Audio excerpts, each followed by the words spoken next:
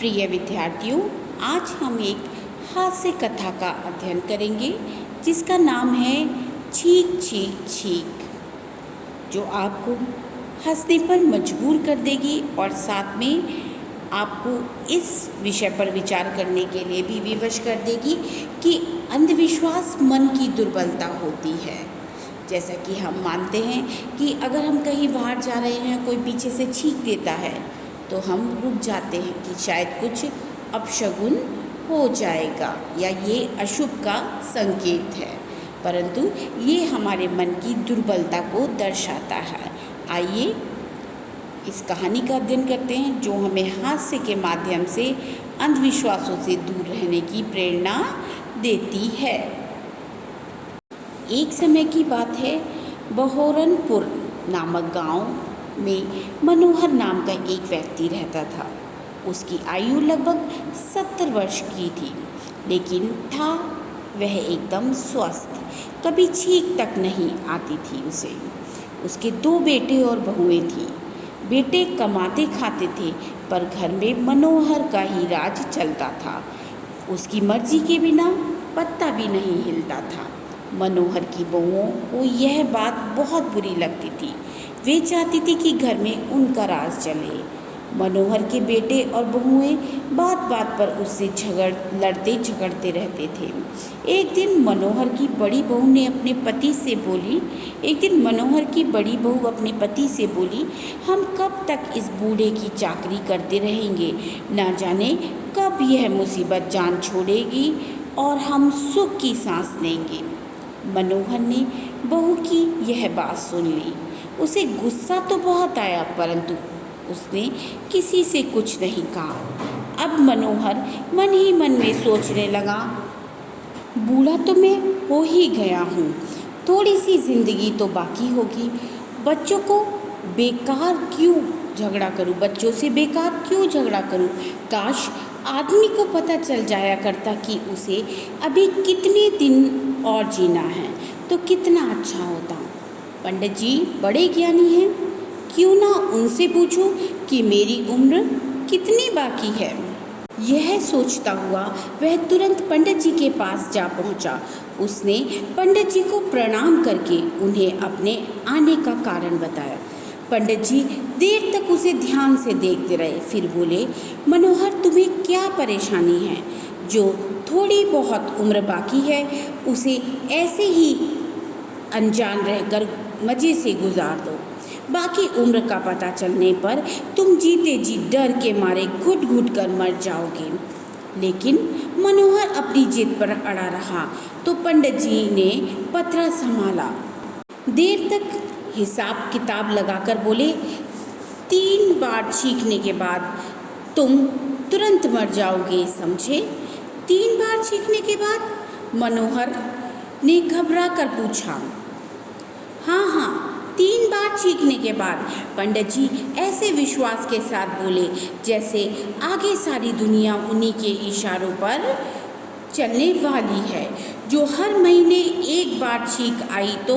मनोहर ने पूछा। 3 महीने जीवित रहोगे। अगर 1 साल में 1 बार ही छींक आई तो? फिर 3 साल तक तुम्हें कोई डर नहीं, और 5 साल में 1 बार छींक आई तो? तब 15 साल तक कोई तुम्हारा बाल भी बांका नहीं कर सकता, और 50 साल में 1 बार छींक आई तो 150 साल तक जी सकते हो। मनोहर को कुछ संतोष हुआ। वह सोचने लगा, छींकना तो मुझे है, फिर मैं छींकूंगा ही क्यों? और छींकूंगा नहीं तो 150 साल जीने से मुझे कोई भी नहीं रोक सकता। यह सोचता सोचता वह अपने घर लौटा। उसने देखा बैल भूखे खड़े हैं। वह टोकरी लेकर भूसे के कोठरे में जा घुसा।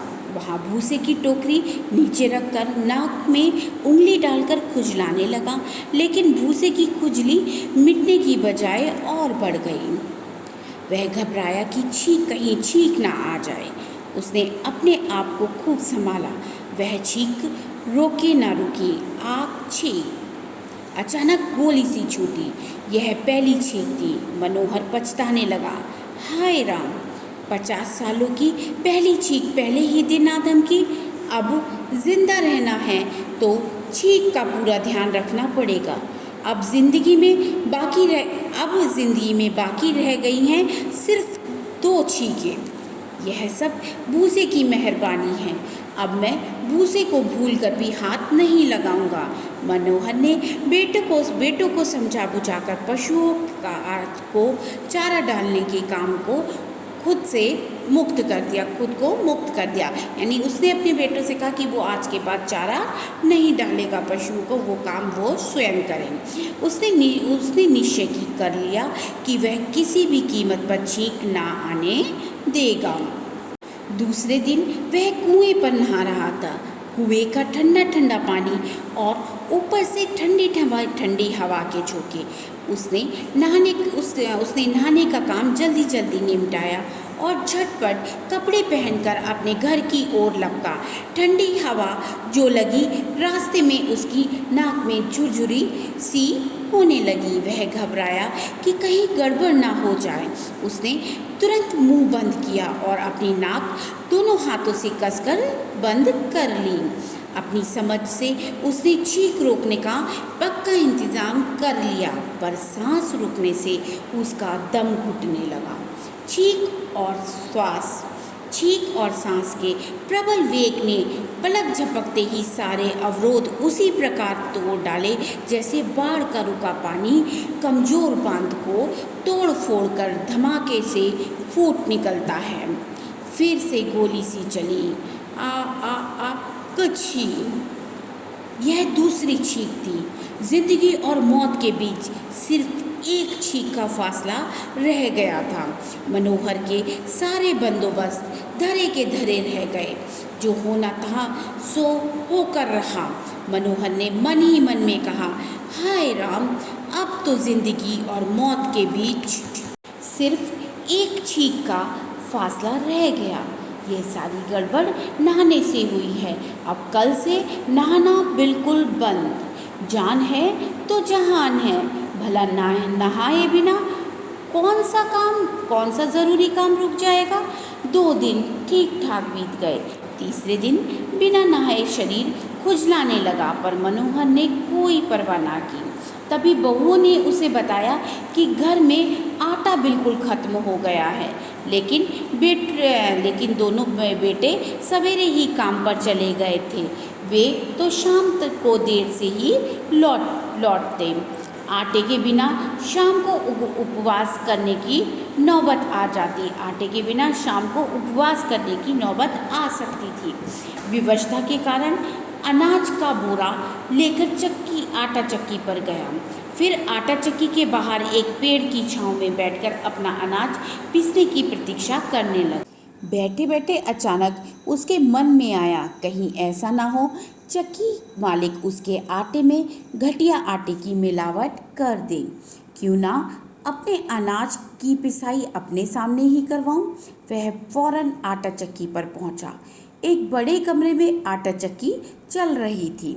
वहाँ सांस लेना भी दूभर था, पर आटे में मिलावट ना हो जाए इसलिए वह वहीं डटा रहा। हर बार सांस लेने में ढेर सारी गर्द उसके नाखूनों में भरती रही, पर ईश्वर की कृपा से कोई गड़बड़ ना हुई।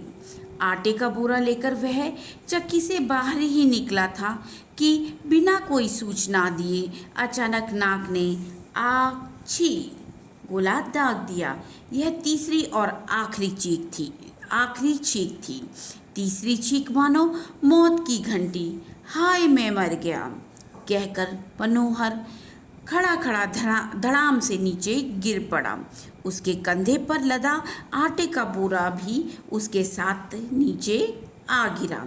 सामने से भागते हुए 2 कुत्ते आए और दोनों ने उसे घूम फिरकर सूंघा और वे बारी बारी से टांगे उठाकर कुछ शैतानी करना चाहते थे कि मनोहर गुस्से से दांत चबाते हुए चीखा, शैतान के बच्चों, मैं मर गया हूँ तो तुम्हारी इतनी हिम्मत। काश मैं जिंदा होता, तब मैं तुम्हें दिखाता कि तुम मेरे पास भी कैसे फटकते। कुत्ते एक बार तो ठिठके, फिर उन्होंने मनोहर के पास पड़े हुए आटे के बोरे की ओर रुख किया। पहले उसे सूंघा, फिर धीरे धीरे बोरा फाड़ना शुरू कर दिया। मनोहर पड़ा पड़ा चिल्लाया, अरे शैतान के बच्चों, तुम भी मेरे मरने का नाजायज फ़ायदा उठा रहे हो। जिंदा होता तो तुम्हें ऐसा सबक सिखाता कि तुम जिंदगी भर याद रखते। शैतान की औलाद कहीं के, भागो यहाँ से। उसका चिल्लाना सुनकर चक्की का मालिक डंडा हाथ में लिए बाहर निकला। वह मनोहर को बाहर पड़े देखकर बोला, तुम यहाँ क्यों पड़े हुए हो? अरे तुम इतना भी नहीं जानते, मुझे तीसरी छींक आ गई है और मैं मर गया हूँ। मनोहर ने लेटे लेटे कहा, अच्छा तो तुम मर गए हो? हाँ, मैं मर गया हूँ। मैं तुम्हारी क्या सहायता कर सकता हूँ? चक्की वाले ने पूछा। भैया, तुम देखते नहीं, ये शैतान कुत्ते मेरे आटे का बोरा फाड़ रहे हैं। मैं जिंदा होता तो इन्हें अपने आप भगा देता। मर गया हूँ तो अब क्या कर सकता हूँ? तुम मेहरबानी करके इन्हें यहाँ से भगा दो। यह सुनकर चक्की के मालिक ने डंडे से मार मार कर उन कुत्तों को भगा दिया। फिर मनोहर से बोला, लो, तुमने तो नहीं कहा, पर फिर भी तुम्हारे बिना कहे तुम्हारी थोड़ी सी मदद और कर देता हूँ। यह कहकर उस चक्की वाले ने तड़ाक तड़ाक करके 5-6 जोरदार डंडे मनोहर की पीठ पर भी जमा दिए। डंडे लगते ही मनोहर बिजली सी फुर्ती से उछलकर खड़ा हो गया और चक्की वाले से बोला, शुक्रिया, तुम्हारा बहुत बहुत शुक्रिया। तुमने मुझे फिर से ज़िंदा कर दिया। भैया, तुम मुझ पर इतनी मेहरबानी ना करते तो मैं मरा हुआ ही पड़ा रहता। मनोहर आटे का बोरा कंधे पर लाद कर खुशी खुशी अपने घर ले आया। वह अब तक जिंदा है। सबसे यही कहता है कि वह तीसरी छींक के बाद मर गया था, परंतु चक्की वाले ने उसे फिर से जिंदा कर दिया। तब से उसे सैकड़ों छींकें भी आ चुकी हैं, पर वह खूब भला चंगा है। वह अभी तक नहीं मरा है। इस कहानी से हमें यह शिक्षा मिलती है कि हमें अंधविश्वासी नहीं होना चाहिए और ना ही हमें अंधविश्वास पर विश्वास करना चाहिए।